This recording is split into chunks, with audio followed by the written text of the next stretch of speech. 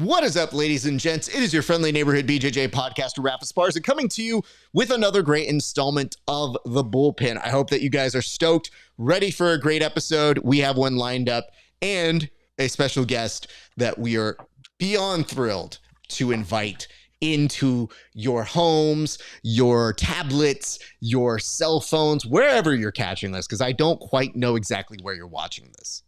I look at the analytics and sometimes I leave more confused than I was going in. Nonetheless, very excited to have you guys here. A couple quick reminders. If you like the show, give us a like, comment, and subscribe. If you do all those three things, don't just do it on my show. Do it on the show of the other man who is our regular here, Tim Freeman. Tim, how are you doing, sir? Hey, man, I'm doing fantastic. Great to be back today once again on The Bullpen with you, Raf. I'm really stoked for our special guest, and make sure you freaking get a t-shirt or get something, man. Raf is putting on a great show every damn week, and it's time you pony up. Like, don't just listen for free. You can only free ride for so long. Put some skin in the game, show some support. If you're going to be from the streets, you got to pay up. Let's go. We got to get this going. Thank you for that. I appreciate that. We got this, the merch, we got some hoodies in case you want to stay warm when you go compete. So yeah, every bit that you guys do helps. And I don't have a factory full of kids from another country doing the shipping. It's me. It is legitimately starts and end with this Mexican. So I don't have other Mexicans working for me. I have me working for me.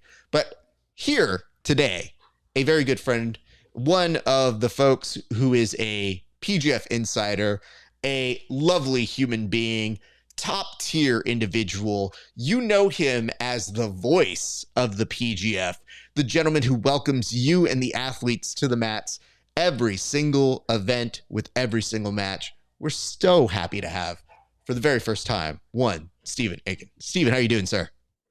Oh man, very good. Very good. It's such a privilege to be here at such a prestigious show as the Bullpen with you gents, man. I'm a little nervous, to be honest with you, to be on such a you have no reason to be nervous show. And it can't be that prestigious because we did just have Egghead on. So I mean, like, if anything, we're trying to bring the prestige back up by bringing you on now. Okay. I have to ask, so how many people are PGF insiders? Because in my head, I always see a 4-way split screen. But then I see other people come in and out. So what exactly is the deal? How many hosts are there of the PGF Insiders? So technically there are 4 now. There have been previously another gentleman whose name's Chris that was a part of the PGF Insiders crew, prior to my joining. But it's myself, Wallow J, Egghead, and then Miggy is our 4th guy that's on there with us sometimes. He didn't get to make it out to season 6. His job didn't allow for that or whatever, but we're hoping he's going to be able to get there for sure for season 7. He's just one of the homies for sure that's been around for a long time supporting it. So doesn't really want to be the main guy, but he's definitely happy to be there. He brings a lot of good vibes and energy. He's like a main hype guy for sure.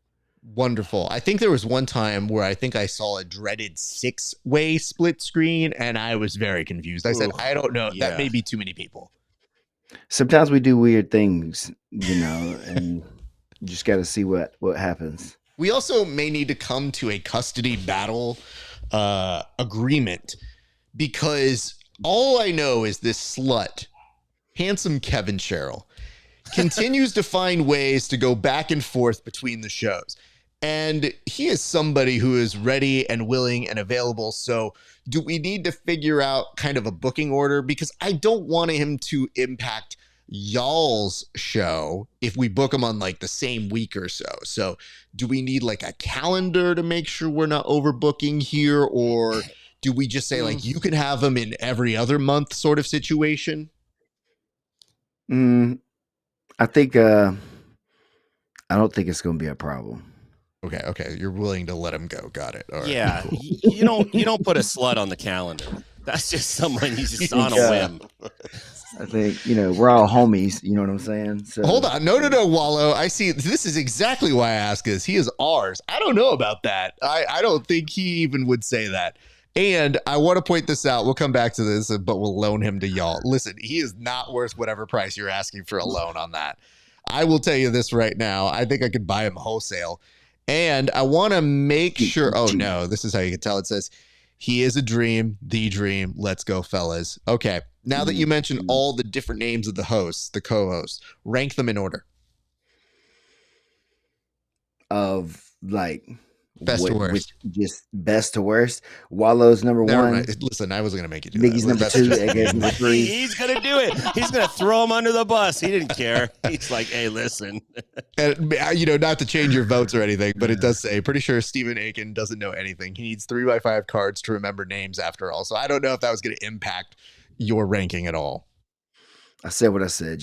We see people, as they are sometimes, and those cards are people's names, but there's other stuff on there too that Egghead would never really understand, from his perspective.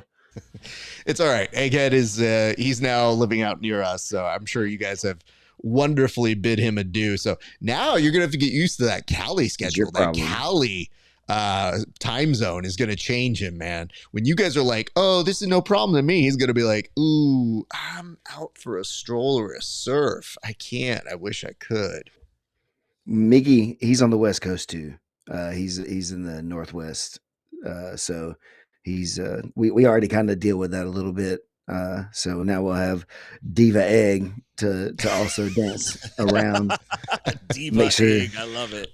Diva A and Diva B is a good way to address the cronies on there. So, Stephen Aiken, I haven't had the opportunity to ask you this, but it is a brand new world in which we have avenged the dream. We have made it so that the American Nightmare, Cody Rhodes, was able to win a championship. And I have not gotten the opportunity to ask you, the dream, somebody named in that likeness, what did it feel like when you saw Cody Rhodes win and right a wrong in the world of professional wrestling? It really is cool, to be honest with you. You being a lifelong wrestling fan, and as a huge American Dream fan, obviously, like you said, being older and having a child of my own, all those things tying into that, man, and seeing somebody who's really worked hard and who ate a lot of shit from people to keep like trying, and then bet on theirself when maybe that wasn't going to be the smartest choice for a lot of people in a lot of situations. You may never, like similar to some of the things going on now in our sport. Sometimes when you make decisions like that, you never get to come back.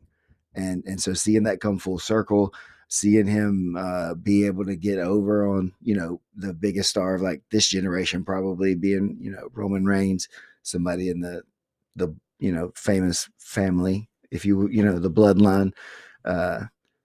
It was cool. I didn't think, I thought it was going to happen for sure. I definitely didn't know it was going to happen like the way it did. So it was really cool that it was something that I think the fans calling for it, making it happen, made it even feel better, because I think they were going to like swerve it towards The Rock. And so it was really cool to be able to see it. I was worried for you when The Rock did show up, because I felt like you were getting so close. And I got to tell you, I was there live at WrestleMania 39, and I was ready. I was ready for it to happen. And then, of course, The Rock had to show up and be like, hold on. What are y'all doing? We got a real opportunity on the table. And I thought to myself, I go, oh, no. And then I was there for The Rock in San Diego when he reemerged, and I go, oh, they're going to do it? Oh.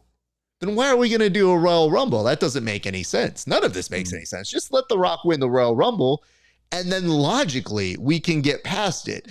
But instead, they had Cody. I'm literally kind of looking at this and trying to figure it all out. And I'm thinking to myself, oh no, this is only complicating things. But even if they play by their own rules, you could literally just let The Rock come in there at 30, womp, and then win. Mm-hmm. Yeah, and I think a lot of the other stuff that was going on off camera in their business was really what was affecting a lot of the stuff being like back and forth, people who was in charge this week versus the next week a lot before it was sold and different things. The Rock obviously probably being a huge bargaining chip for, those billions of dollars in all that stuff. So yeah, it's a huge business, man.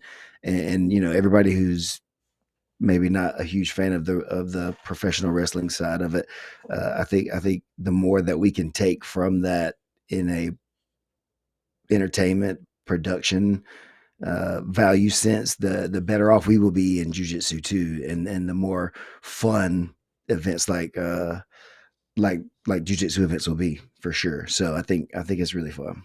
Well, last thing on this, and then we'll move to the board here, but am I correct in saying that your son got to meet Cody Rhodes? Is that something that did happen? And if so, kudos to you for pulling off good dad work here, because my dad never got me to meet The Rock or anybody or like Hulk Hogan or Bret Hart. If my dad had gotten me to meet Bret Hart, my life would have turned out very differently. Agreed. I agree. So yeah, so we live relatively close to Macon, Georgia, and on Mother's Day, so it's really thanks to his mom, my wife Mandy. We don't check dates very well a lot of times, and so we saw it was coming to town, and we got these tickets, and then realized, oh, that's Mother's Day, like on that week, and so it's cool, and so we still went, and the big thing, and I would like say for sure is like, props to Cody, because he was in the main event of this house show in Macon. It was Mother's Day. His mom came, like Mama Rhodes was there. So like that was all going on. After the match or whatever, he literally went around and greeted everybody that waited. If you stood there, he went by and he at least like shook your hand, signed whatever you had. If you had a phone, he grabbed it and took the selfie like the one you saw or whatever it was. And literally circled back around to people who thought that they had missed him and the security was telling him to keep going back. And he circled past the security to go greet another set of fans that had waited after the show just for that chance. So like he like demonstrated what being like a real world champion is, at least in my opinion. So yeah, that was a really special moment for sure for me. And I hope Thomas my son does remember, what that was like. Hey, listen, I don't think you need to, if he remembers, you need to frame that, put that up and be like, oh, what's that? You didn't do your homework or do your chores this week? Well, I guess Cody Rhodes would be very disappointed in you, son. Yeah. Call my friend Cody. Cody Rhodes would do it if Dusty asked. You know what I mean? Like, I'd be playing that card every single week. You didn't go to the library? Well, Dad, fine. I'm going to the library. Fine. I'm doing my homework. So just saying, there is that. And it says, oh, look at this. This is adorable. We're getting notes right now from the brethren that says, but seriously, Stephen is the hardest working man in the PGF. I sent a pic of him that Wallow took that speaks volume to it. And I would be remiss if I didn't show it here. So give me a second. But I really do feel like it does encapsulate what I'm sure Tim and I did see when we were working there, because we get a front row seat. But look at this man. This is like some White House portrait that they gave him right now. Like, this is he's working, he's writing out the speech, like that's some really cool stuff. So shout out Wallow for Wallow didn't get any photos of me that look this good. So I'm just saying, like, This is like a half compliment. Like, good job, Wallow. Next time, get one of me. That's just being really anxious right there and putting some headphones on and trying to like zone in. So yeah, thank Prepare, you. man. You know, we bust each other's chops or whatever it is, man. But it's definitely all love for real. You know, everybody's supporting each other and stuff like that. It's fun, and I'm not the hardest working man in the PGF, but maybe for like 1 week, if we're gonna say that at all, because I just kind of show up and look handsome and just yell a lot, and that's it. But everybody else, you know, the real superstars like Brandon and Keelan, and you know all the other people like that's working around the clock for months in advance and everything like that are who are the real superstars. So I appreciate that, but I definitely am not him. Don't worry. We have a fairly wonderful and solid group that we are now a part of, and we felt it as soon as we arrived there. So we thank you for that. But guys, we got to get to the board. We've spent enough time with all of the formalities. So very excited about this. We'll take you to it right now, and we're going to start with this. So our first news item is going to be the fact that, yes, there was something that was supposed to happen. There was supposed to be a Mikey Musumeci match, but for whatever reason, it fell through. So I'm going to start by asking you, Tim, what happened here? That's a great question. Mikey came out and said that the negotiations fell through. The best that I could get in terms of potentially who this would be is that it was a legend. Who knows like what that means? It could be an MMA legend. Is this a jiu-jitsu legend? Is this I don't know. There was a lot of speculation. There were a lot of cool names that were, you know, we talked about on our show leading up to it, but unfortunately it didn't happen. It's like kind of the first thing in CJI that's kind of been like, well, that was a dud. Like, shot a blank on that one. My question is, I wonder if somewhere Mo's smiling like, aha, it's not that easy, Craig Jones. I told you. I don't know, man. It's it would have been nice to see Mikey.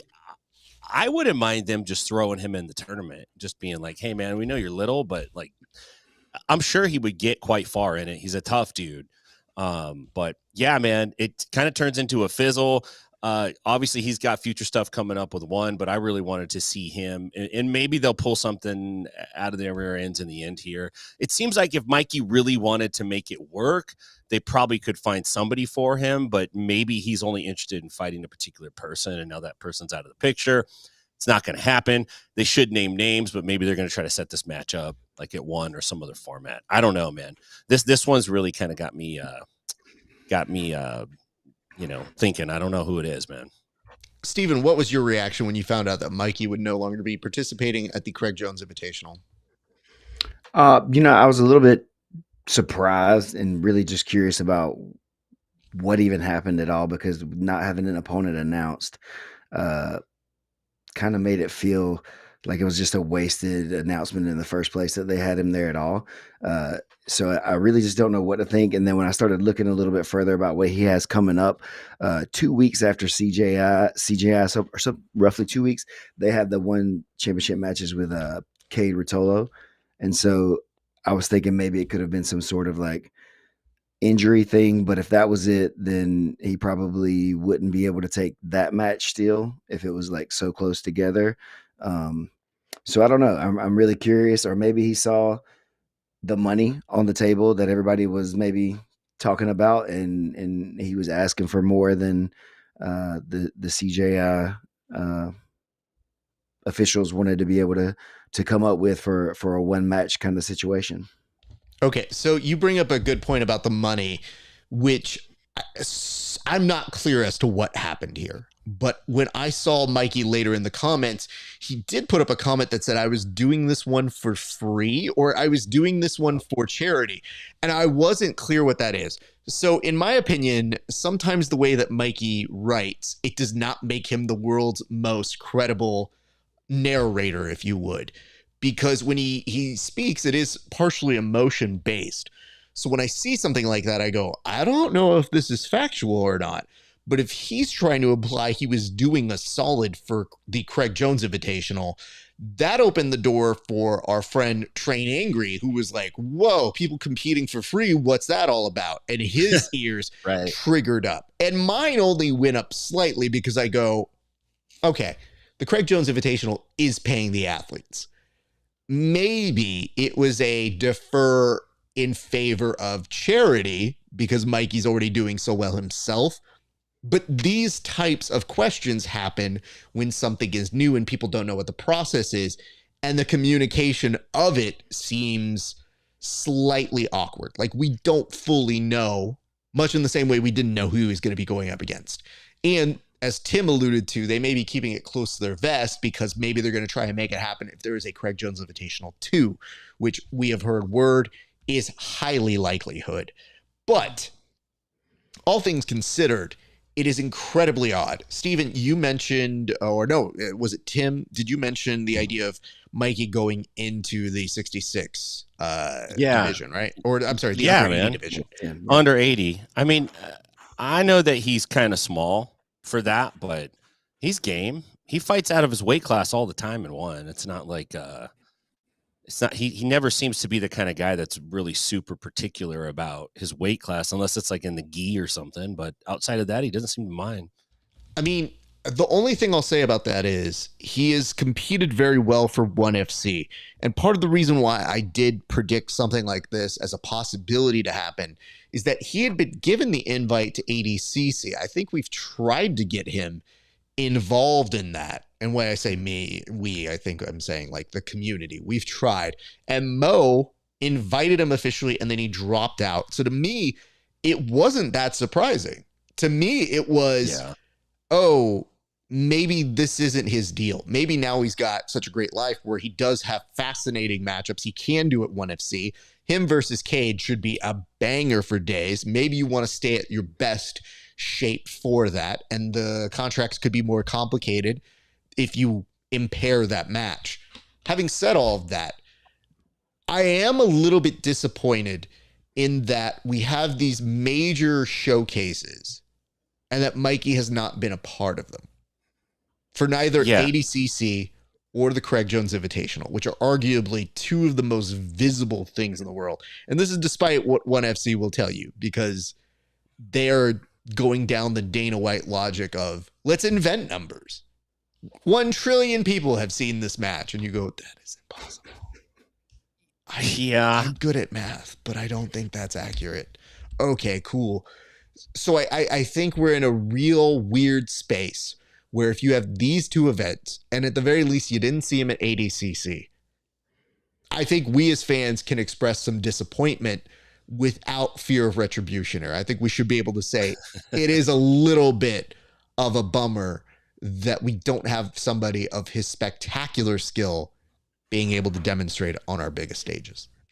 So what if he, is making enough money with 1FC that he doesn't need to take those hits on his body and those risks on his body? Maybe he feels like he's already done enough to cement his spot, at least, where he thinks he's at in the hierarchy of the, the standings of jiu-jitsu, that he doesn't need to do either one of these events. Or maybe the offer for CJ, like I say, the opponent wasn't necessarily a high enough level person to get him to come and show up for, because he is doing matches with such high level people in 1FC who are bigger, and they get paid pretty well for going over there, from what I understand, to those events. So maybe he's just doing like everybody else and just kind of chasing the bag this season. I mean, I kind of think you might be onto something with that, but the part that is like, you kind of got to call him out is that one is like Cade's doing the tournament and the Rutolo brothers are doing, they're doing CJI. They're not sitting back and they're fighting in one and they're making money. And I'm assuming they're being paid on some scale within range. I don't know. Maybe Mikey makes more, maybe he makes less. Who knows? But those guys are doing it. And why even make the announcement in the first place? Like, if you're not 100%, it's like, why even do it? It's just, I think Mikey has a heart of gold. I just think the the feelings in his heart, and then what happens when it gets translated into words. Sometimes I think Raph hit the nail on the head. It just doesn't always come out like in a way that totally makes sense, or that you could go back and look at later and understand, unless you were under the influence of that same emotion that he felt at the time. It's a little bit wishy-washy. So disappointing for sure. May I say this? How do I put this? So somebody in the community, a friend, he was hit up about this. And he was like, hey, would you be down with a match against Mikey Musumeci? And he's like, dude, I'm a civilian. What is this? Turns out he shared a name with the person that I think they were angling for. So he was like, I mean, I'm just a purple belt, but I mean, I'd be down. And he sent him a note back, and that was from Craig Jones. And Craig Jones goes, hey, actually, it's this person. I'm so sorry. You do share a name. I can't believe I sent this to you. So when this match fell through, said friend sent a note back being like, hey, man, I'm serious. I'll come through. I'll commit. I'll step up if said person with same name didn't come through. So I think I know who they were trying to get. And I find it to be a fascinating name. And I think it is not who you think it was. I don't think it was somebody that you see as much in the jiu-jitsu community, but somebody with solid jiu-jitsu. And it was not necessarily a pure jiu-jitsu legend. But you might do well to look and see who have hit certain favorite moves of the 10th planet system in various regions. And that's as much of a hint as I think I'm going to give you guys. So off air, you guys get to know, but everybody else, that's your clue. Dang, that's a good one. Now I'm kind of irritated. I'm like, dang, I want to know what this name is. Damn it. Interesting. Womp womp. You guys should pay or do something for the grappling hour, and then you can go ahead and see. You know what? That's what I'll do. Patreon members, you can find out who that is, because I didn't technically reveal anything. And honestly, I wasn't the one. I don't have prior knowledge to any of these things. I just happened to fall into that one. So I want to point this out. Also, Wallow J said there's 2 of you on my website, but we'll do a photo shoot of you if you want. I got you, dog. They're great. I would like one. Mm-hmm. I did tell him afterwards. I said, I think the bullpen guys, meaning us, need some coverage, some photos. And he definitely agreed to do that. So I think next PGF we'll be doing that one. The note is Aoki rematch. That is not it. Very few people are going to share the name Aoki. So my homie Shinya and I were just yeah. Everything sounded good, Egg, except the part that the name is shared, dude. Come on. Like, if his name was like Steven Garcia, then we'd be like, okay, we can see it, No, wait, who said me and my buddy Steve? It's the best. That's the best thing in the world. To be like, when we got together, my homeboy Shinya over here, we're gonna go down to the 7-Eleven and get us a Slurpee. Yeah, I'll leave it at that before I get myself implicated here. But I'll tell you this much: would have been kind of cool. Hey guys, I don't know if you know this, but Henno Gracie is now going around trying to trademark the phrase "safe rap." Now, safe rap is a form of defense that they are hoping that law enforcement individuals will be able to use to subdue any kind of persons with non-lethal, non-violent force, if you would. So just to give you an idea of what they are looking to do with this, we're going to go ahead and show you their appearance on TMZ Live. So this was them going on TMZ Live to basically tell you guys and show you what this really looks like here. So here you're seeing that they're taking out some random intern, we hope, or at least some dude who was walking in who's going to be paid $100 for the day to basically get taken down here. And what I really want to point out is not only is the efficiency of this gift wrap, but double gift wrap, if you would, but it's also the fact that they start getting them into what looks like a Texas Cloverleaf pro wrestling move. There, they put money on the ground, and it did beg the question, why did they do this? Like, legitimately look at them putting money on the ground. So when you subdue somebody, you better take that money out and put it over to the side, or they're making sure that he's going to pay the down payment to go to gracieonline.com. Anyway, so after they put the money over to the side, look at what they then do to further make things safe. His awkwardly positioned pocket knife is now thrown to the side, and everybody can have conversations now. I think they're asking him, can you move? Can you get out of there? And the TMZ guys are essentially saying, yeah, he can't get out from there. So I'm going to ask both of you your initial thoughts and interpretations. Stephen, you are clearing the eyes. It looks like you may have been crying a little bit. So let's start with you. What say you to the safe wrap technique, sir? They just took that dude down and robbed him and just threw the money over to the side. Here, guys, this is how you rob.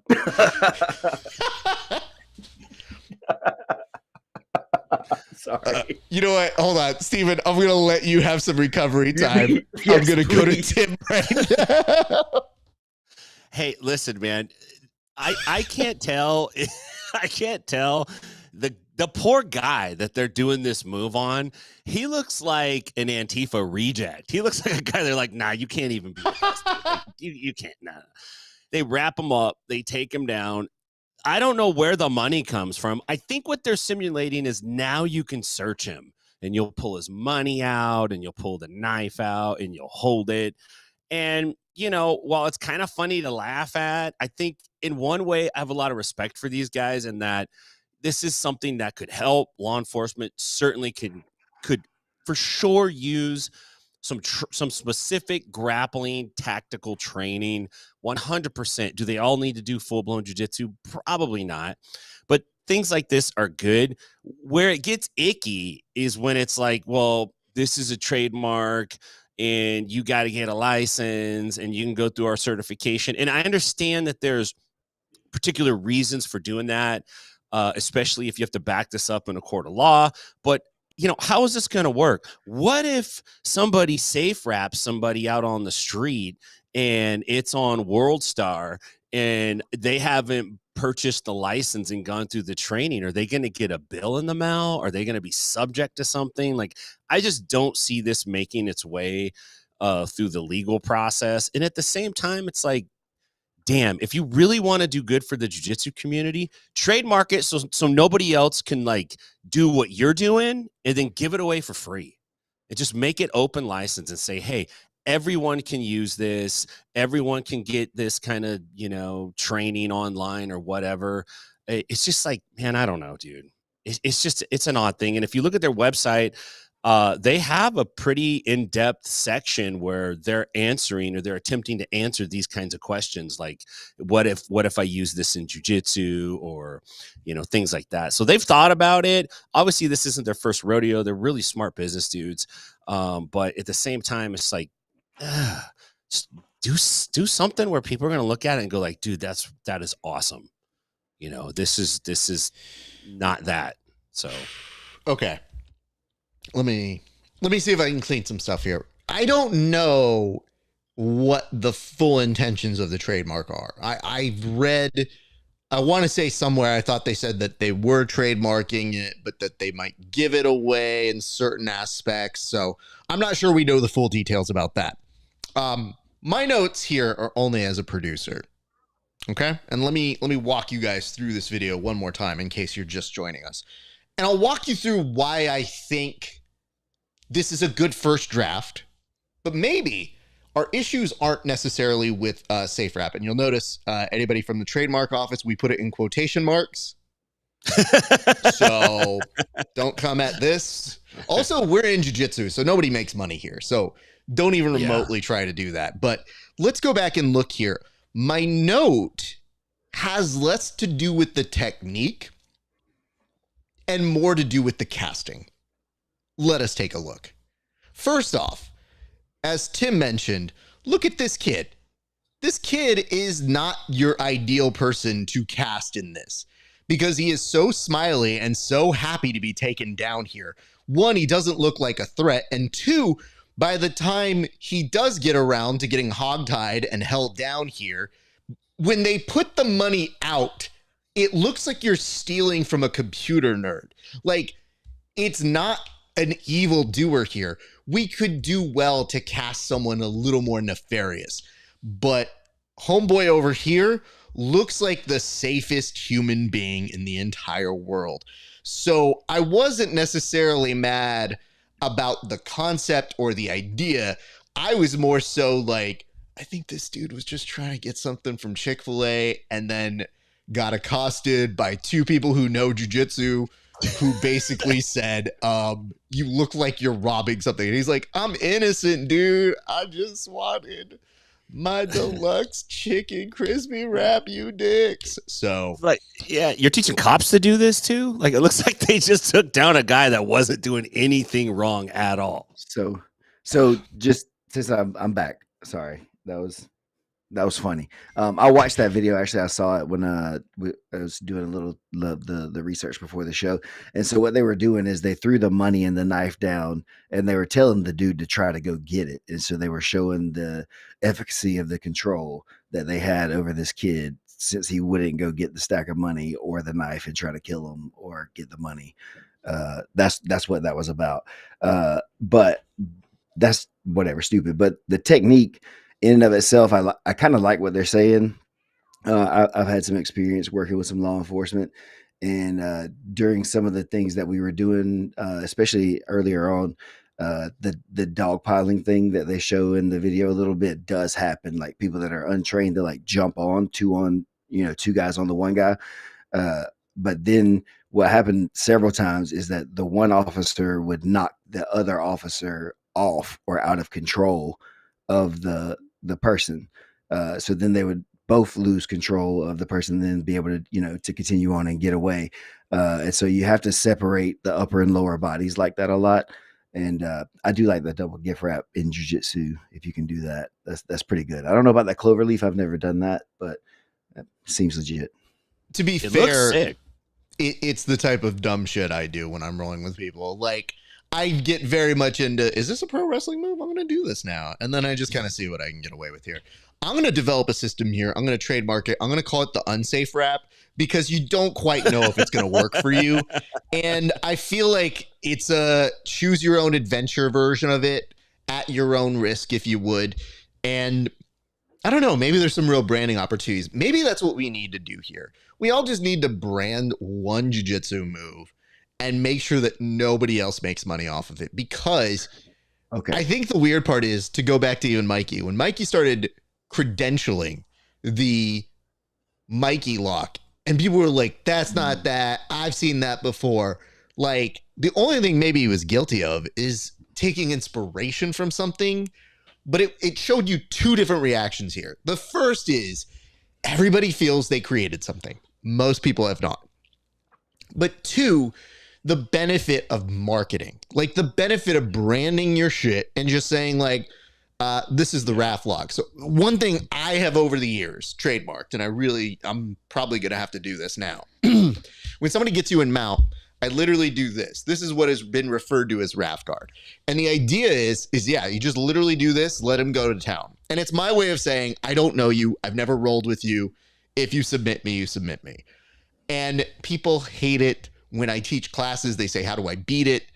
And I always tell them, I'm like, well, just be decent at jiu-jitsu and you'll probably beat it.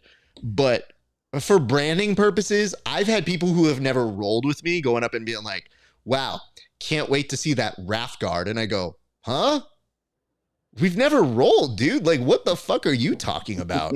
So there is a benefit in branding. I will say that. But I will say, it is a noble cause to take up. I'm glad that they are starting to do that sort of stuff more and more. I think we're curious about what the actual implications of a trademark are. And if what I have heard is true, maybe it's a little bit lenient on that trademark There's more to be discovered there. But more than anything, we should be trying to teach our law enforcement some kind of non-lethal version of it. And especially when you have events like this weekend, everything that we can do to help protect people should always be utilized, especially if it's nonviolent. So more the merrier. It's just, if you look at that video and you don't think part of it's funny without the noise or the sound of it, don't come looking at me, because even they're smiling and they're laughing. So I think we should be able to do that. All right, let's go to our next topic here. And Tim, you brought this one up. I'm going to lead back to you with this one, which is, it does appear right now that both the rosters, knock on whatever it is, for both the Craig Jones Invitational and ADCC are locked. Have you noticed any changes, and what were the last changes? Tim, I go to you first. I think there were more changes. So let's see. I think CJI finished out the over 80 kilogram bracket with, and I don't know if I got this dude's last name pronounced right. He's a wrestler from Penn State. It's Daniel Greg Kirkvliet. I think Kirkvliet. I don't know how to pronounce his last name. But this guy's a 3-time NCAA All-American. He won his first individual title last season. He's a real tough wrestler. I was listening to him earlier this week on a podcast with where, you know, the host was asking him, hey man, you know, what about this CJI thing? And most of the podcast was about wrestling. And he just said, like, yeah, man, I'm getting into jiu-jitsu. I've trained jiu-jitsu before. Obviously he's an accomplished wrestler. He's probably not as accomplished in the jiu-jitsu world, but depending on the rule set and the way this works, like, he might be able to push somebody up against that pit wall and take him down and not have any trouble at all with them. I don't know, but I think it's kind of a cool addition. I probably, you know, would be kind of cool to see him take somebody else from ADCC just to really stoke the fire. But I think this is a pretty good addition to it overall. The rest of the adjustments seem to be like a pretty big flurry of them on the ADCC side. They added several athletes, 4 or 5 over the last few days. Josh Hinger's one of them, probably the most notable, which I kind of was like, how's, you know, this is kind of shaping up to be Gordon Ryan's tournament against Craig Jones's tournament. And Gordon Ryan has talked a lot of trash online about Josh Hinger. So I think it's kind of funny now that they're in the same tournament. But yeah, I think they're both going to do good. If you look at the overall rosters, there's some really talented jiu-jitsu on both sides, especially the lighter weights at ADCC. It's stacked. There's no competition to that. So I think it's going to be overall a great weekend for jiu-jitsu. It's just unfortunate we don't get to see them all fight each other. So a fair assessment. What did you notice in these last announcements here, Stephen? Noticing basically, like you said, with this last pickup here, I was researching him to being a 3-time All-American. The thing that kind of was making me think about was maybe like a earlier ADCCs where guys were coming in with like a grappling style instead of maybe having, you know, a really well-rounded blended wrestling and jiu-jitsu kind of style of things. So someone like him coming in with the addition of the alley, I guess is what it's called, like Tim said, that may be something that really plays to his advantage in this scenario versus other people. I think having these kind of guys that have done events where you do rounds or periods may give them an advantage, because this one's going to be doing multiple rounds from what I understand, of where you'll start and stop and go back, and you'll win each round more than you'll have like a continuous kind of scoring. So I think the people who've been picked up like with MMA experience and maybe like a real wrestling background may have a better advantage in this rule set than they would have even in ADCC. Yeah, I mean, listen, dude, I'm happy that we're now at a place where we know who the players are. Like, it is kind of cool to be able to look at these rosters and say like, all right, cool. Now no more speculation. Let these gentlemen get to work. I know that Craig was saying like, hey, you got to give me this last person for the heavyweights, because we're running out of time. I think they're literally just trying to make all the promotional material that they can and then just get to work on the missing components. And that makes me excited, but it's also vaguely concerning. So it is kind of one of those things where you go, okay, so what exactly is going to happen here? Like, what does person A against person B look like as we start to get this going? And it does allow you, I've seen some people start to make brackets here. I don't know if we're that bold just yet. Yeah. I do want to point this out. I do recognize something did happen on our stream. So I'm going to pitch what I think did happen. And it is slightly concerning news. But for whatever reason, we were airing for 32 minutes uninterrupted. And then somebody texted me. It was like, I'm missing the stream. I'm so sorry. And I go, how did you miss the stream? You couldn't have missed the stream. The stream's happening right now.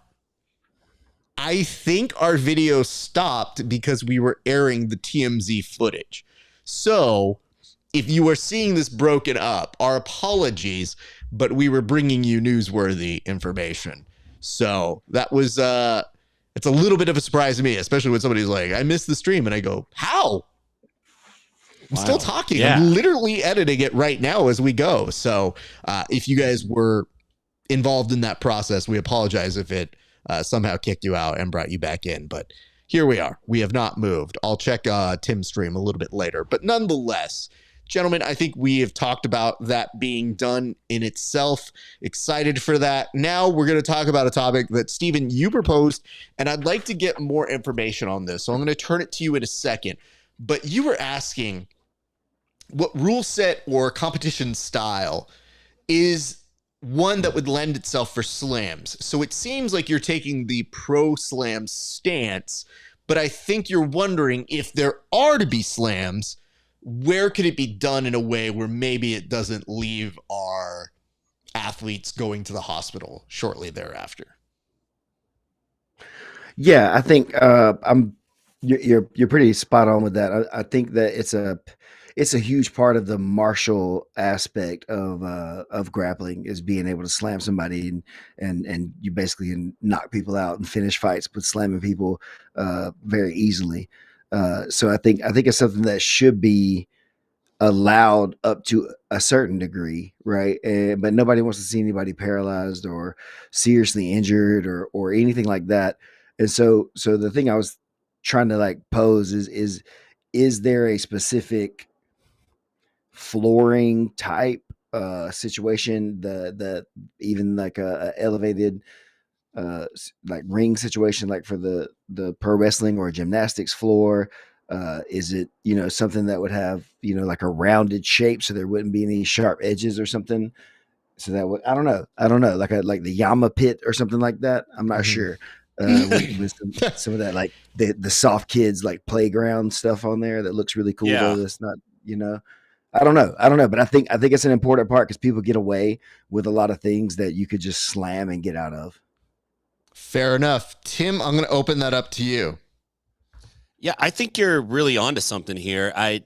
For one, I mean, judo and wrestling, they slam all the time, but it's in a different context. I think specifically what we're talking about here is slamming somebody if they have you in a submission or in some kind of guard where you can pick them up off of their back or they're already kind of in a vulnerable position. You can elevate them and slam them. The right answer is there's ways to build subfloors in, and some schools have pretty forgiving subfloors where you can take reasonably, hard slams and get up and do it again. But I think I'm onto something a little different. Do you guys, and maybe you remember this, maybe you don't, it was a real niche sport. It was called slam ball. And it was basketball. Hear me out on this. Basketball played on a trampoline. And you guys, you probably heard of Sky Zone or Fly Zone or these places with these big giant trampolines. We should do jujitsu sub only with slams on the trampoline. Nobody gets hurt. And for the first time ever, we can see the ultra heavyweights do flying submissions. Because the heavier the weight, the bigger the launch. We could see, dude, we could see a 350 pounder shoot a flying triangle. You talk about exciting. That's exciting. No injury.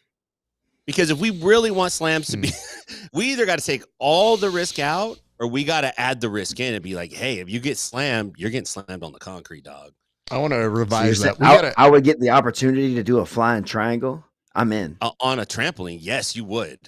Sign me up. I want to revise that.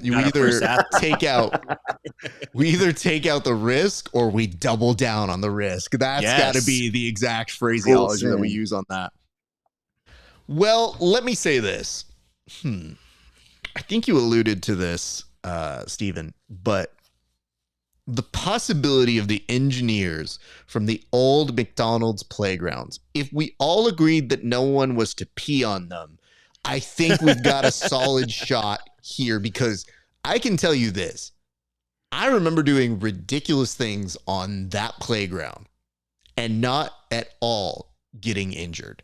And I feel that is the way you have to go. Like, I feel like you need that kind of bounce. And it begs a certain kind of question, which is, you know, when floors get really slidey because there's so much sweat, or mats get so much slidiness, now you got to put in that bounce into your guard passing. You got to put that bounce into your escapes or your retention.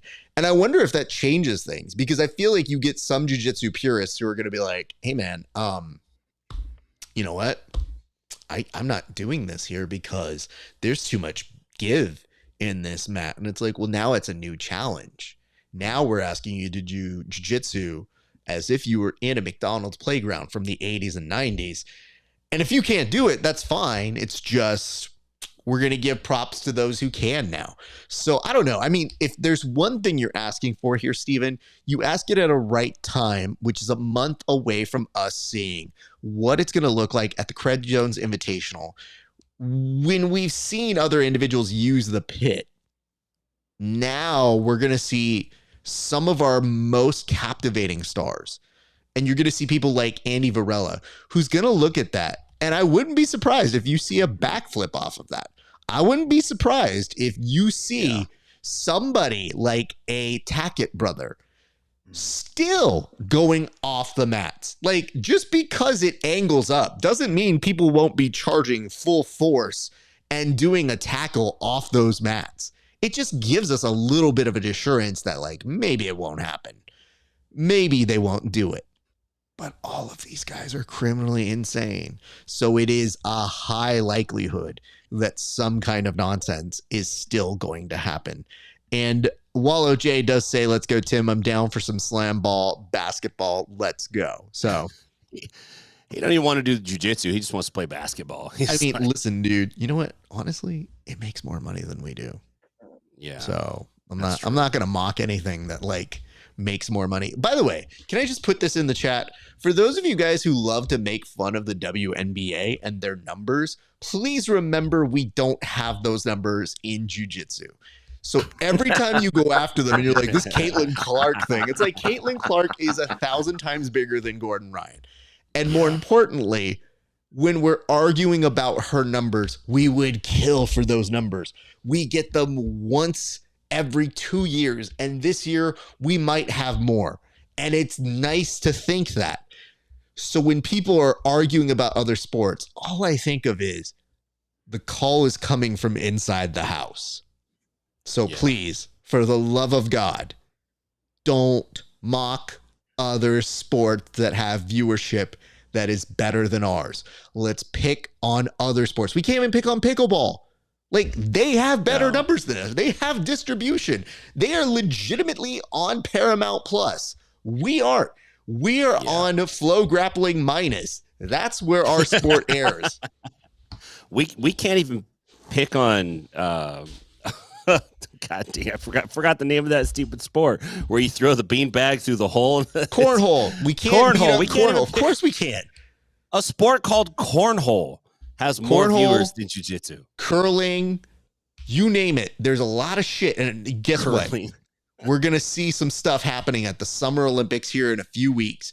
And when that shit happens, it's going to get real dark here for some of us. Because, we love those big sports. but there's going to be one sport that everybody attaches to that you go, yeah, it's still cooler than us. Oh boy, breaking news. President Biden has tested positive for COVID, according to the White House. Oh, wow. Well, how does that affect the WNBA? How does that affect the WNBA? Well, according to him, he might think he's at a WNBA game right now. And it would explain some of that shit. I don't know. You know what? The only reason I bring that up is I just like the idea that even if his voice is still affected, like, what does Biden sound like with COVID in him? Like, if his voice is already kind of like, hey, I'm right down here, guys. Somebody now started having him COVID, and now you're thinking, like, maybe he talks normal. You know what? Shit, maybe it's going to reverse him. Let's see what happens there. Has an opposite effect. Oh, Michael Libby says cornhole is serious. Michael, you're unserious. You have to be the most unserious commenter in our commenter section, sir. Gentlemen, we still have two more topics here to go through. Stephen, thank you for that. I like that one as a topic because it is something we have not addressed, but at the same point, perhaps should address. Gentlemen, I don't know if you know this. GSP, one of our most revered individuals, basically alluded to this week that he had a grappling super fight that he had to turn down. He was in the middle of preparing for a match against one, I think it was Nick. Was it Nick Diaz? Nick Diaz. It was a Nick Diaz. He basically decided he was going to do this, but then said he got injured. And I'd like to read you a little bit of what GSP was saying, as only I can, which is, you know, I am extremely competitive, and sometimes I forget that I am 42-year-old, and I don't give myself enough rest. And that is why I think I have partially tore my labrum, my subscap, and my rotator cuff. But my shoulder is getting better, and we'll see how I go. When he said that, that felt good. However, he also alluded to the fact that when he had to drop out of that match, that because he's so much older, he is obsessive compulsive, and that when that happened, he think he would need to do a lot of training, and now he realized his body cannot do that. So it begs the question here, gentlemen, are you prepared for a world where maybe you never see one GSP? We already knew about the MMA retirement, but the fact that they were teasing a grappling return may not be a real thing anymore. Maybe GSP has come to terms with not competing in any form of combat sports, but have you come to terms with it? Stephen Aiken, I start with you. Yeah, a long time ago, I really did. I, would have been okay watching GSP come back and do grappling matches, but at best, he would have done okay and won some stuff. But I would have afraid that he would have came out here and like tarnished his legacy in some way, somehow. The sports changed a ton since he was really out there, and jiu-jitsu's even changed. Not to say that he couldn't compete, but he would never be one of the elite guys. And I just wouldn't want him to get out here and look bad, and then people that didn't see him back at his best, let him I don't know, have that as, his legacy in their minds, if that makes any sense. So I'm totally fine with it. I like to see the legends staying out if they can. I don't really like to see the farewell tours in fighting and in combat sports that much because when it's gone, and the day comes for all of us when that's true. And you just got to be able to accept it and be okay with it. And I wouldn't want to see him take unnecessary damage. Okay, I'll bring up 2 points here before I go over to Tim. But the first is going to be this. Stephen, if you think about it, John Cena just announced he's going to have a retirement tour that's going to be akin to Kobe Bryant's victory lap as he got out. So he gets to end on his terms, arguably older, way less nimble than GSP, sure. I just felt this one other fact is something we should keep in mind, which is that GSP regularly trains with Gordon Ryan, with Gary Tonin, with those individuals. So it's not like he's going to see some variation of something he hasn't really experienced in his own room. And at his best, even when he was undermined, he and his team were experts at strategy, and that did help them.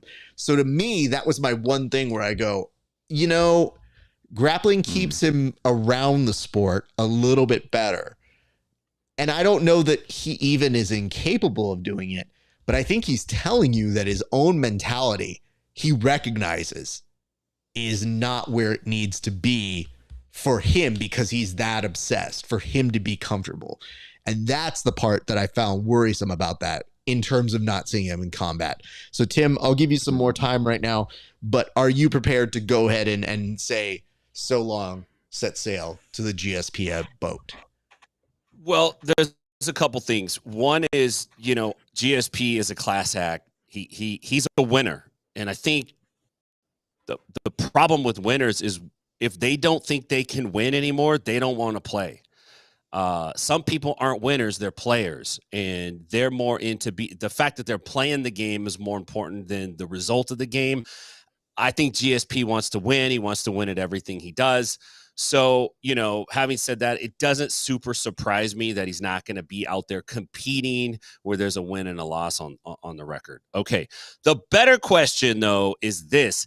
Can you live in a world where you don't get to see Nick Diaz fight again? That's the world I don't want to live in. That's the guy I want to see continue to grapple and continue to fight. GSP's great. Yeah, he's the GOAT, but I'm talking 209, Nick Diaz Army. Let's go. I want to see that guy back in action. I want to see that guy fighting again. I know everyone loves GSP. Everyone also loves Nick Diaz. That fight would have been fantastic. That would have been a great grappling match. Nick has had 2 opportunities against big names that haven't panned out. Braulio Estima back at the World Jiu-Jitsu Expo in 2012 and George St. Pierre in 2023. It would have been really cool to see that. GSP's a great dude. I think, you know, he's going to be around martial arts probably for a long time. We're just not going to see him out there competing. I just think he's a competitive guy. He's OCD about not being a loser.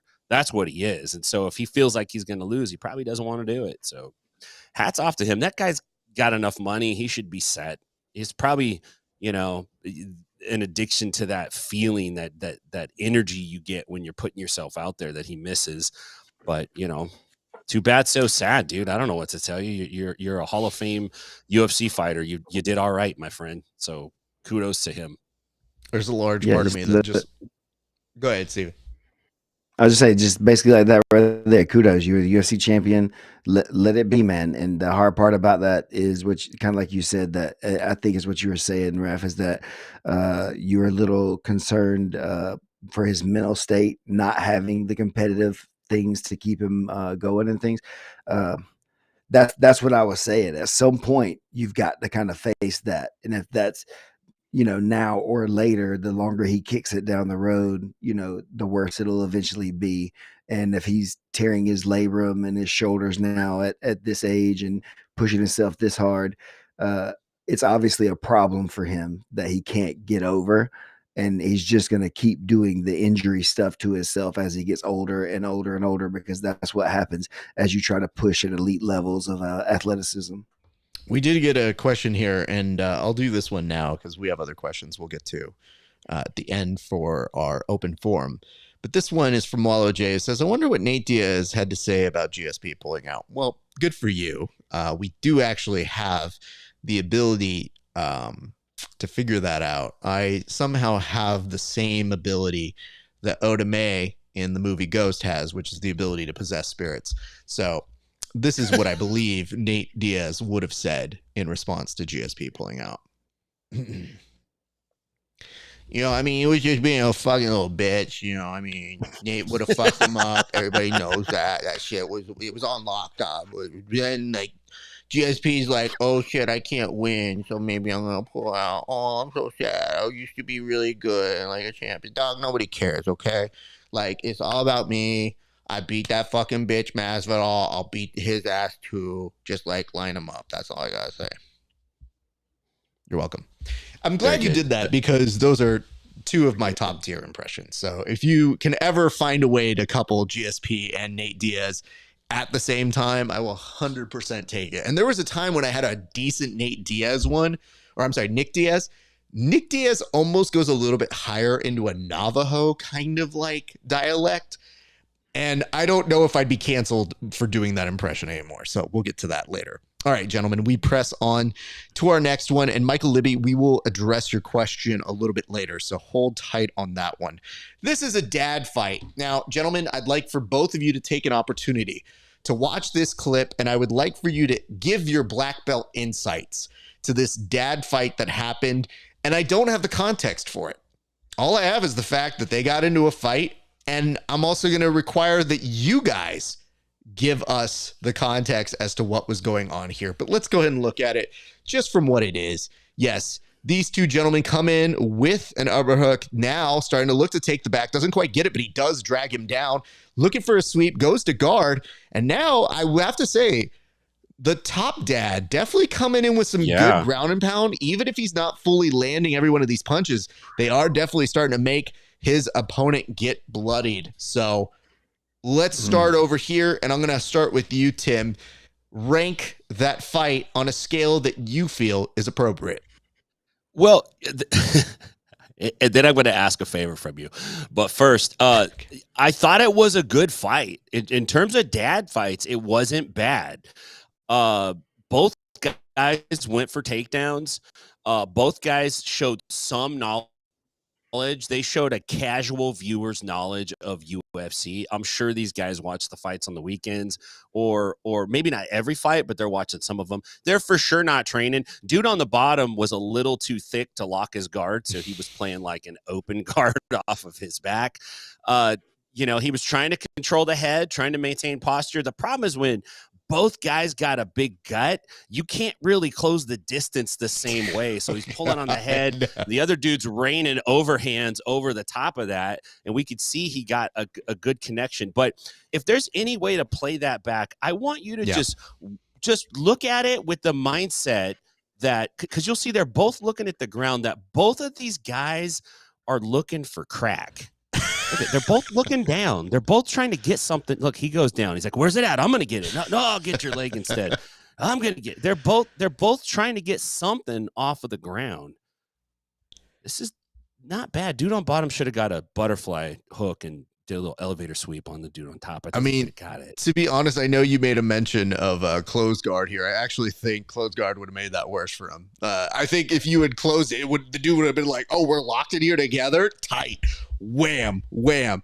I felt like that to me was something that would provoke dads to talk about their barbecue. And I felt like it was them arguing whose asada was better. And I want to point this out. Michael Libby with the 10 out of 10 comment himself saying that was over cornhole. And I have to say, top tier comment. Like, Michael, you might have won the comment section today. He had the most unserious and the best. Good job. You know what? The most unserious and the best. Steven, I'm asking you now, rank that fight on whatever scale you deem appropriate. I think you're muted, my friend. By the way, I'm going to cough myself out. Hold on. Can I just point this out real quick, just for everybody at home? That was the most beautiful silent film acting I have ever seen in my entire life. Like, Stephen Aiken with no sound is the best 1920s movie. Literally got all the Oscars right then and then. All to you, sir. That was fantastic. I'm about to have to play that back now and watch myself there at work. But like I was trying to say, there's so many takeaways from this thing here. This is definitely over a child's like basketball game at the YMCA. One of these guys said something smart to the ref, and then the kid cried or something, and so they agreed to take it outside. You can look up, and it's pretty clear if you look in the background. That's like outside of a rec center or something. And then the other thing, dude really swung that uppercut you see from a little bit too far away, and that's how he exposed his back. Very common like mistake that happens right there when you get off balance. Boom. Dude tries to grab right here and to pause it right there before this takedown. That's something I've actually had happen to me in an MMA fight before. When I tried to get a guy's back, he grabbed that terrible single leg right there where you should have the seatbelt and like took me down. So that's a very common like street fight situation that you can find yourself in. People who are untrained very much or just doing desperate things, they're going to grab the leg that's closest to them. So, got to work on your like stepping back or maybe pulling the guy over or something right there from that turtle position. It's pretty poor technique by Gray Shirt Dad. And then off the back, definitely not a closed guard situation. He's holding the guy's head. Every dad knows that you got to make range in a street fight. You got to be all the way in or all the way out. Complete missed opportunity for the scissor sweep here. 0 out of 10 for Gray Shirt Dad on the bottom. But 10 out of 10 for the experience. You know what? That's harsh. Steven, that's harsh. I have to say, I don't know how many times y'all are doing fight breakdowns over on the PGF Insiders, but it's invitation to do more, I think, is what we just talked saw about this it this show. week, actually. Legitimately, the best part to me is that you actually had some PTSD from your own fight experience where you're like, oh, I know that leg sweep. God, oh. And I have There's to say, a picture of this in the fight that I have like on my social media somewhere that it's stuck in my mind forever because they caught the image. They got him grabbing my leg right there. It's like, oh, 1, 2, 3 pictures, and now I'm on my back, and he punches me between the eyes. honestly, it's the picture that I'm sure hurt more than the punch in the eyes. So yeah, the adrenaline's, hell of a drug. Oh my goodness. Okay. Well, gentlemen, thank you for that. And to those two fathers, thank you so much. It looked like you were outside of a Nordstrom to me. And that's why when I saw it, I was like, did you guys fight over a sale that your wives were really, really all about? Like, did one of your wives want something and you're like, that bitch took that last thing? And it's like, how dare she take that last candle? I'm going to go talk to her husband and we're going to have words.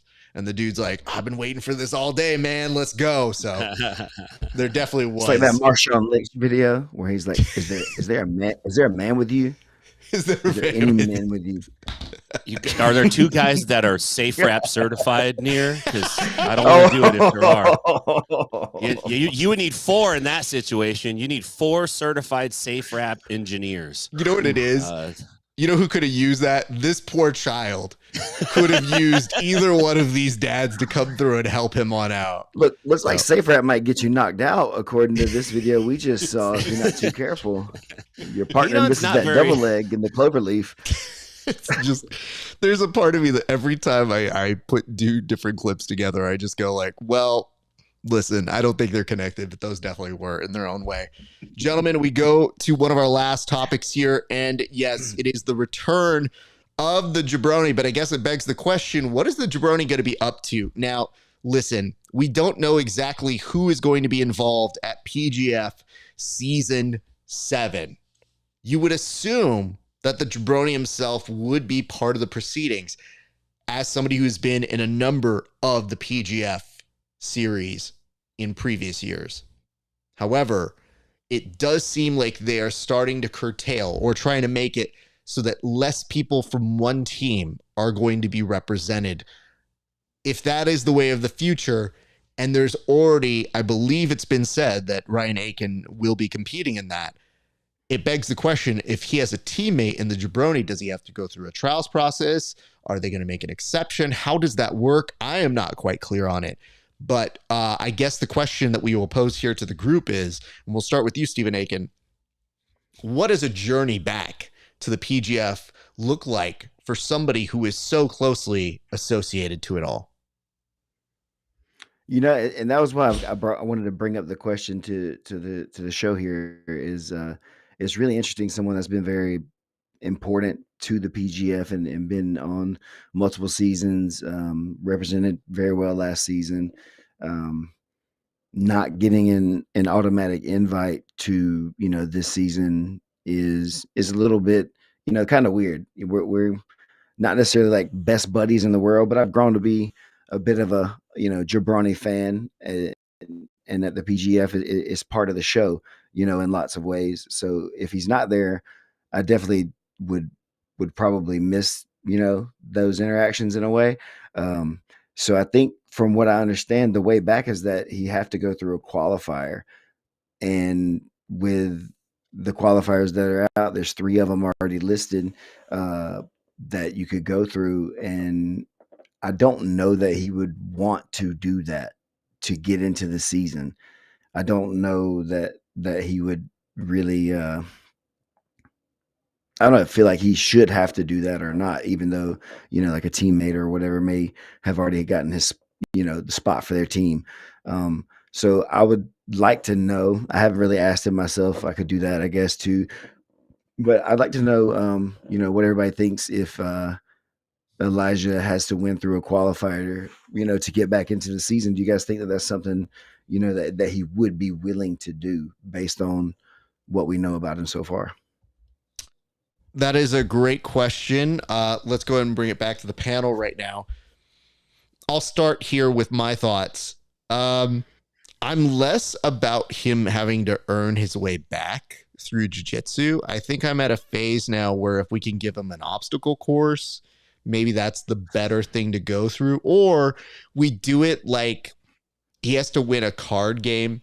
And I know card games can be difficult, so I'm thinking lock him in a room with Kevin Sherrill for 24 hours. Oh God! You know what? And then he's invited. I like that idea. Those two are gonna make out by the end of it, dude. Like, you ever notice that those show. two hate each other so much that they're both gonna be like, nobody's around? I love you, man. I always have. And then all of a sudden they like let it all out where they're just like, I've always hated you because I loved you. So I don't know. Sometimes yin and yang kind of need each other. And I feel like that's what they are. I feel like for the purpose of the PGF, they do serve exactly what they're supposed to do. So maybe they're like two entertainers who have to go on tour together. I was like, I can't stand this dude. It's Martin and Lewis. That's exactly what it is. Not Steve Martin. It's Dean Martin and Jerry Lewis, who notoriously had to do a co-bill together but hated each other. Happens all the time. Let me say this though. I think instead of giving him like a card game, you give him a high-low where it's like you start and you're like, it's an 8. Is it higher or lower than an 8? And he's just like, what is this all about? And it's like, if you get it right, you're in PGF season 7. If you get it wrong, you have to be on the bullpen with RAF ESPARZA. And I feel like those are two uncertain quantities that could come back. Tim, what are your thoughts? I think I love the PGF, and Elijah and I have had an on again, off again relationship, but I have a lot of respect for him. He's a very great jiu-jitsu competitor, and maybe I'm talking out of turn here, but I think the PGF really needed Elijah Carlton or someone like Elijah Carlton, and he was there. And I think the tables might have turned a little bit where he needs them a little more now than they potentially need him. And I don't mean that like in a disrespectful way. I'm just trying to look at this objectively. Having said that, though, I think he's earned a spot on that roster.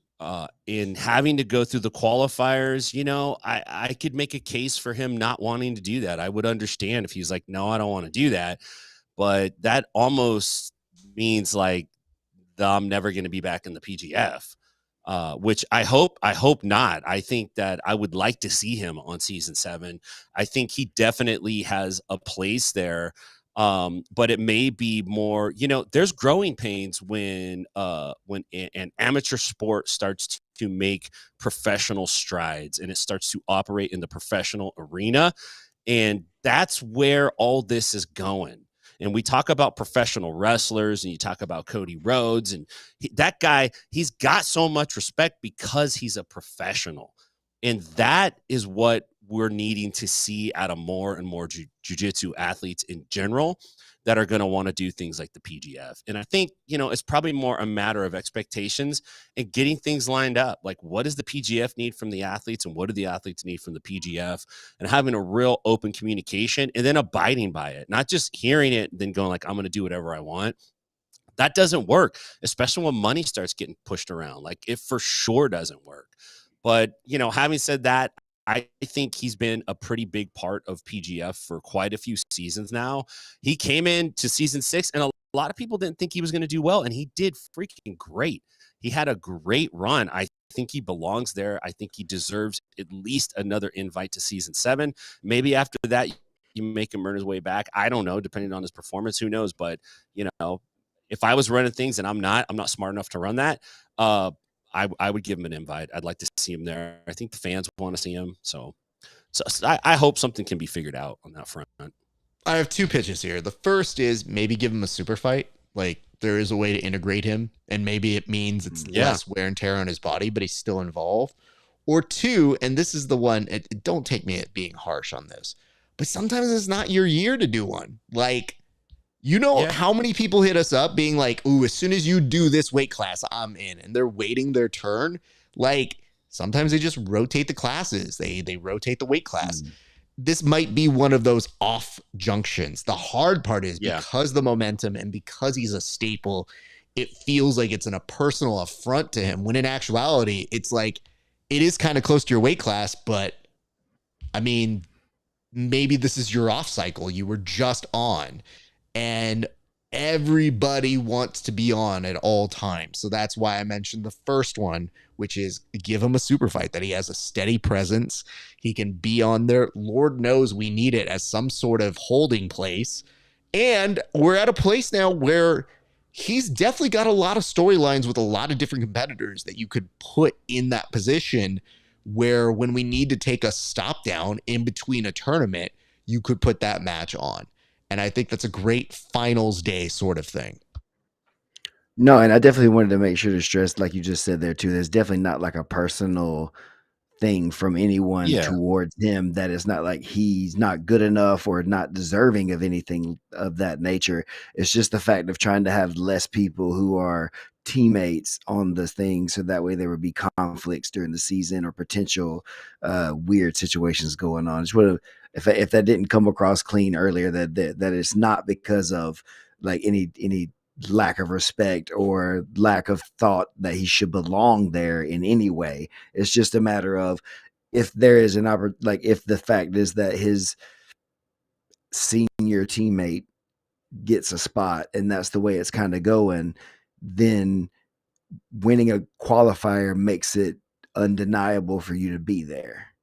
They can't deny you. Listen, Steven, I know you're trying to make sure your point is as clear as can possibly be, but if I know the Jabroni, he probably stopped listening after he heard what he heard. I'm not necessarily talking to him. I'm talking to everybody else, the fans out there. I want the fans to know. Elijah, I don't give a shit what you think if you're listening. I hate you. I do actually, Elijah. I'm not trying to have a feud with you anymore. I am. Peace. I'll be honest. I don't even know who I have feuds with, so half the time I'm in some and I don't even know. And when somebody's like, "Oh, they didn't like you," I was like, "Oh, okay, sounds great. Let me know how it goes." I just like to tell people. Guard. Well, again, yes, the most imposing force in all of jiu-jitsu. I just like to tell people this. I just like to tell people this. I don't think that any coverage is against somebody. And no coverage will ever say, I don't ever want you to appear on this. It could be evaluating it. And the nice part about this is saying, well, maybe he has an off cycle. It could be something that he hears and he's like, well, fuck them. I should always have a presence on there. It's just, I think we're going to be doing a lot of different weight classes. And I think that at a certain point, all of those athletes who want to get on, it's a good thing. I think what you should be more concerned with is if you lose your place in the respective weight class that you're at. So if you were afforded a spot into the PGF, it's going to get harder to maintain that spot. But what might help is, I don't know, being one of the top point holders or being somebody who makes the finals, which he did. So those have to be factors that be in some kind of consideration when you go forward at that weight class. At 205, it's going to be very intriguing to see what happens. And if we are starting to get them as like 2 people per weight class, you kind of have to do that qualifier process, not because we don't like you or because we don't appreciate what you've done for the history of the sport. It's just the rule of, hey, listen, we're really trying to make it so that more teams are represented. And it's not a reflection of, well, let's kick him out of here. It's a, hey man, in order to grow this is a theory. This is a thought. This is a concept. And like I said, if we were able to put him on a super fight sort of capability, I think it accomplishes all of those and puts you as a forerunner to return back to that 185 weight class that we just did. So I don't think you would lose that position. And the reality of it is, many of the people who competed at the previous one will lose their spot because of the evolution of the sport, and more people now that they've seen it. Do you know how many people were knocking on my door? And I'm like, I'm not in charge. Yeah, I give me a no BGF, power dude. here. Yeah. I can put you on the pre-show, but that's about it, dude. And I gotta be honest with you, as anybody who works these shows knows, you don't just come here for a free ride. You get put to work. So like the minute somebody's like, "Ooh, I want to be on there," and I was like, "You want to do work? Okay, well, here, I need this, and I need this by midnight. Shut up, do the work." So just saying, everything comes at a price. So there is that. I like this too. And it says, Wallow J, Handsome Kevin will be at the Nashville qualifier. It would be cool to see Eli show up too. I mean, listen, dude, that would be probably one of your favorite things to give a super fight to. It's just these two, I don't know, man. They're going to be good for entertainment fodder for years to come. So that part is never going to go away until the two of them release their tell-all book where they're like, actually, we were in cahoots the whole time. We were best friends. So there is that. All right, gents, let's go to this last one, which is the gallery in itself. So this is where we take hold of the pulse of jiu-jitsu and we see some of the comments that are making the comment section. Now, I believe, Tim, you found these first three, and the first of which has to deal with, and it's quite worthy, and it says, this is for the safe rap, right? Yes, these are safe rap related from our good friends at Reddit. Well, God bless them. Thank you. And it says, police officers who use their proprietary techniques without paying licensing fees first will be fined for infringing upon the intellectual properties of Gracie's. Anyone caught on World Star doing the same will be subjected to a minimum 1 year Gracie Barra sign up. Must buy gi in-house.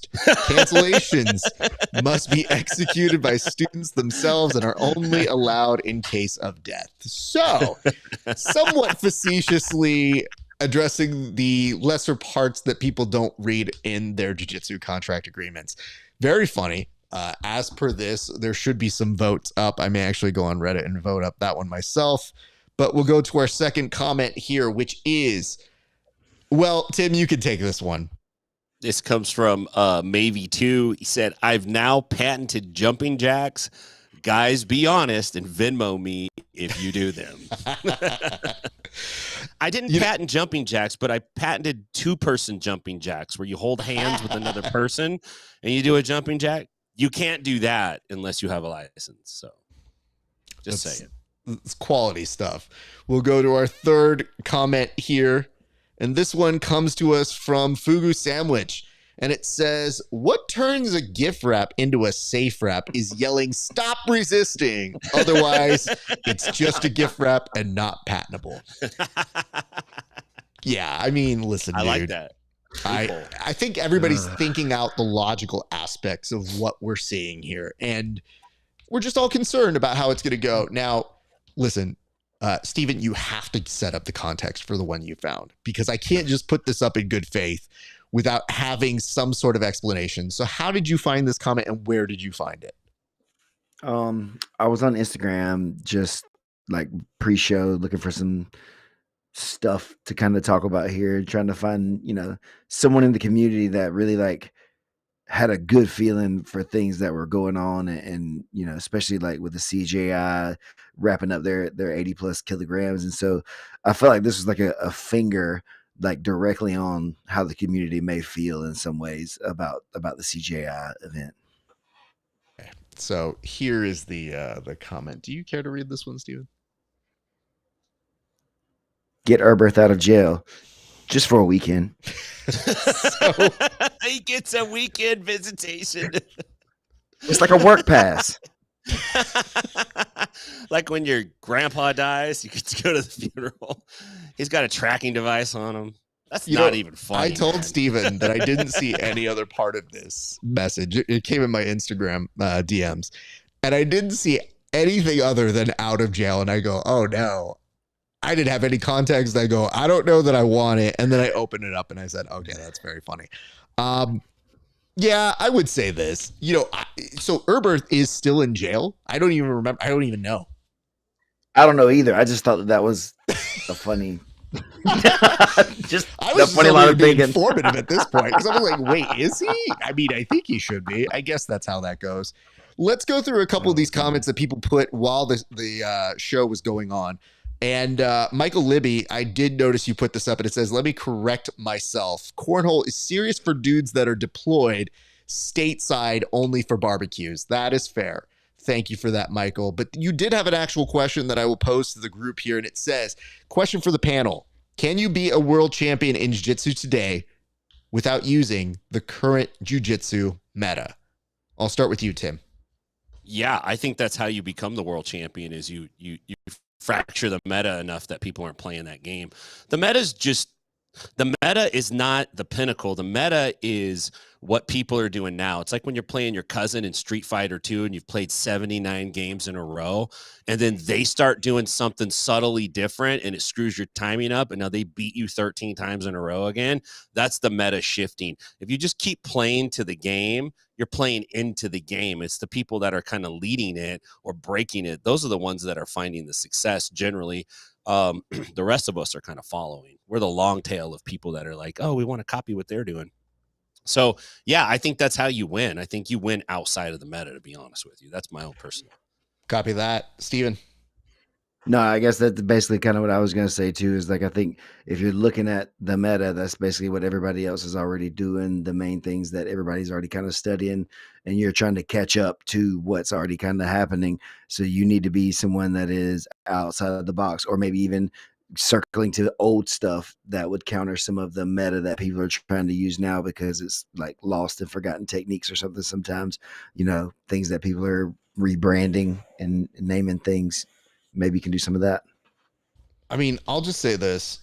I think that what always works traditionally, though, for jiu-jitsu is there is a certain classic version of jiu-jitsu that sometimes works on the people who are doing the fanciest of stuff in the gym. And I'm always intrigued to see like good principles, like passing guard, playing like Lovato, playing like a JT will always have a place. So I don't think it's necessarily going to be something that surprises people when you're like, oh shit, who knew passing still works?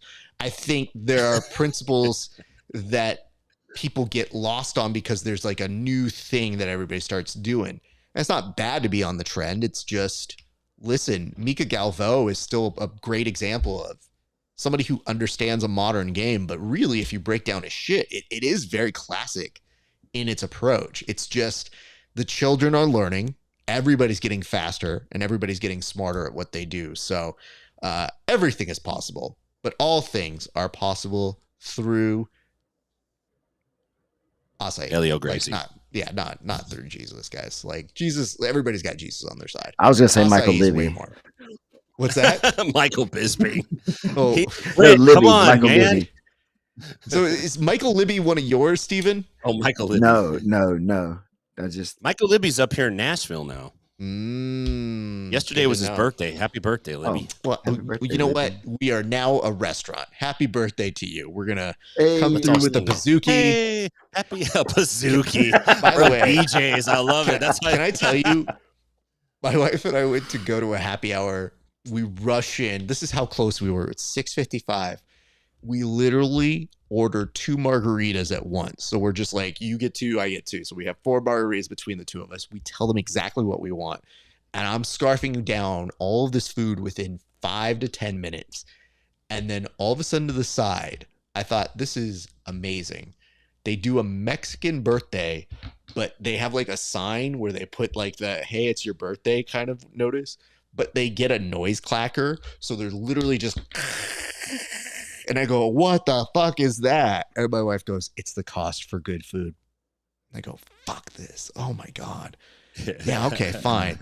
But it's been a while since someone had a noise clacker that made all of this stuff. And I have this taco halfway in my mouth. Like, that's really good. This is very much worth it. So we made it. and we did it.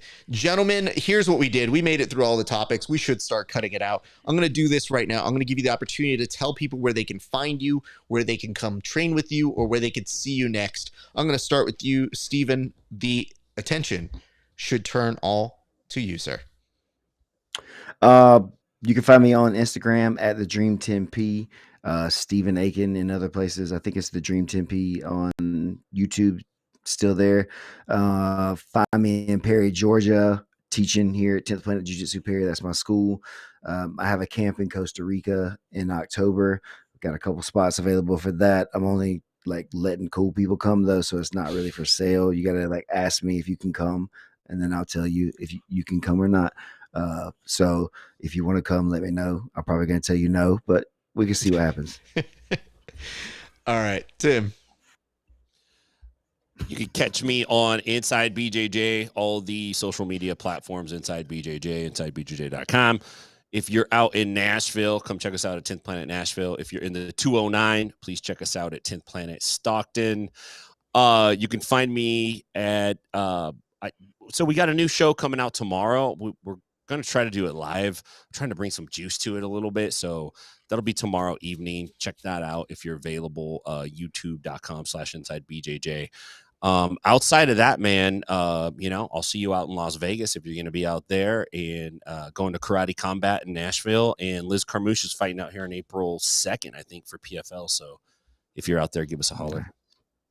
Very excited for that. We also will talk a little bit more about that Karate Combat next week, as I saw a matchup that I'm super stoked about that we will talk about again next week. So thanks to all of you. And Michael, I did want to leave just kind of putting this up here. There's not much more to say other than the Jabroni should have earned a permanent residence for any event the PGF puts on, because he's been such a pillar throughout the earlier seasons. And then it says as long as he can make weight. So I'm glad you put the asterisk there, because that would be great if he showed up for the 140ers and he's like, I mean, I have the ability to do this, and you dicks have to deal with it. So appreciate that. Gentlemen, great work this week. Thanks, man. I appreciate you guys very much. I'm going to close this bitch up, but I will talk to you guys off air. And thanks to all of you who watched this week. So as you may know, tomorrow we should be back, I think, with a version of Running the Gauntlet. I'm going to confirm with the guest, but you will see us back here next Wednesday with another guest host. We have lots of stuff coming up. Do not go anywhere. Please enjoy this broadcast. If you're watching on Inside BJJ or the Grappling Hour, like, comment, and subscribe. If you have no idea what you want to comment on, why don't you tell us what you think will be the spoiler of Season 7 of the PGF? We're just starting that whole process. The qualifiers start very soon, literally the week after ADCC and the Craig Jones Invitational. So start giving us your spoilers now, because that season's about to pick up very quickly. Additionally, you guys can check out my stuff at patreon.com/grappling hour. We put up new content every single week, and we have more that is coming. You can see my interviews 30 days before anybody else, and for a few extra dollars, you can see extra bonus content that's not available anywhere else, including Roast RAF and some other technique breakdowns with other athletes themselves. Ladies and gents, I think that's going to do it for us here at the Bullpen. My thanks to you. It has been a great day for grappling. We'll see you back on the mats.